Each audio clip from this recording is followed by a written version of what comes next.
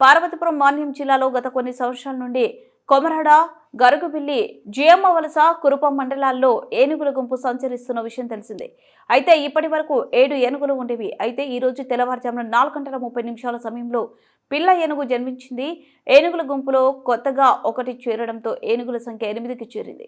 తోటి ఏనుగుల రక్షణ వలయంలో తల్లి, పిల్ల ఏనుగులు సురక్షితంగా ఉన్నాయని ఎలిఫెంట్ మానిటరింగ్ అధికారి మణికంఠేష్ తెలిపారు.